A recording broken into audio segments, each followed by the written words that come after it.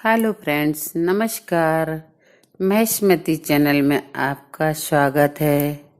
आज मैं आपको मल्लिकार्जुन ज्योतिर्लिंग की कथा बता रही हूँ।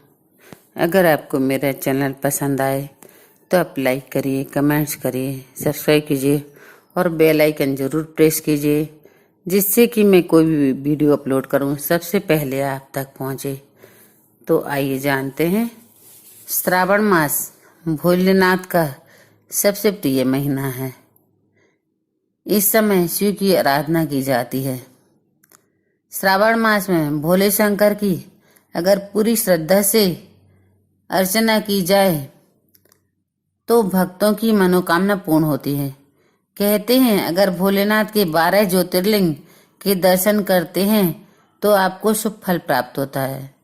इससे पहले मैंने आपको सोमनाथ ज्योतिर्लिंग के बारे में बताया था, जो कि पहला ज्योतिर्लिंग है।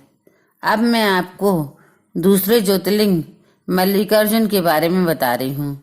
यह ज्योतिर्लिंग आंध्र प्रदेश के श्रीशैलम में स्थित है।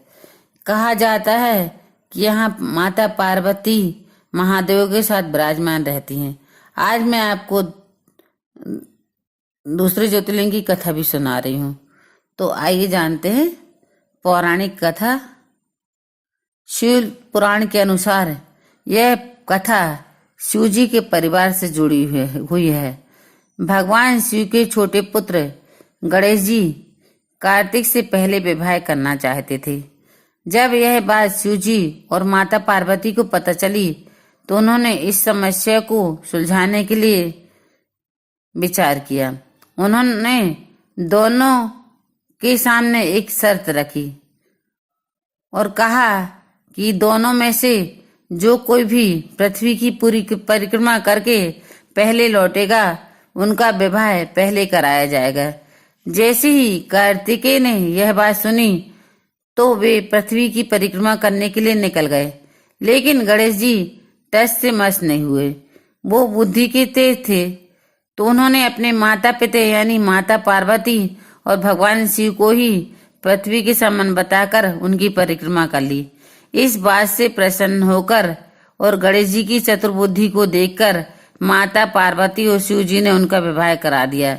जब कार्तिकेय पृथ्वी की परिक्रमा कर वापस आए तो उन्होंने देखा कि गणेश जी का विवाह विश्वरूप प्रजापति की पुत्रियों के साथ हो चुका था, जिनका नाम सिद्धि और बुद्धि था। इससे गणेश जी को 6 और लाभ 2 पुत्र भी प्राप्त हुए थे। कार्तिकेय को देवर्षि नारद ने सारी बात बताई। इससे कार्तिकेय जी नाराज हो गए और माता पिता के चरण छूकर वहां से चले गए। कार्तिकेय क्रौंच पर्वत पर जाकर निवास करने लगे। उन्हें मनाने के लिए शिव पार्वती ने नारद जी को वहां भेजा, लेकिन कार्तिकेय जी नहीं माने। फिर पुत्र मोह में माता पार्वती भी उनके पास उन्हें लेने गईं, तो उन्हें देखकर कार्तिकेय पलायन कर गए। इस बात से हताश माता पार्वती वहीं बैठ गईं। वहीं भगवान शिव भी ज्योतिर्लिंग के रूप में प्रकट हो गए। इसके बाद से ही इस जगह को मल्लिकार्जुन ज्योतिर्लिंग के नाम से जाना जाने लगा। मल्लिका माता पार्वती को कहते हैं और अर्जुन भगवान शिव को अर्जुन के नाम से जाना जाता है। इसी दोनों को मिला के मल्लिकार्जुन नाम पड़ा। धन्यवाद दोस्तों। जय भोलेनाथ।